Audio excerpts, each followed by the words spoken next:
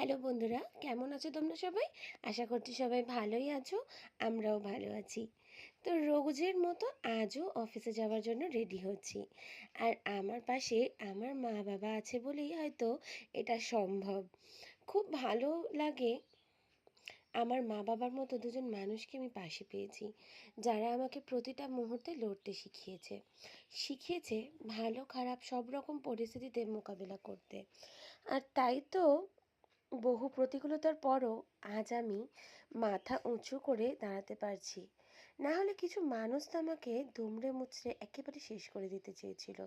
কিন্তু কি বলতো, মা বাবার আশীর্বাদ থাকলে কোনোদিনই সেটা সম্ভব নয়।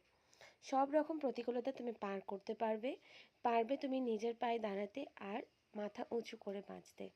তো সেই জন্য আমি আজ মাথা উঁচু করে বাঁচতে পারছি আর সব রকম প্রতিকূলতার থেকে লড়ে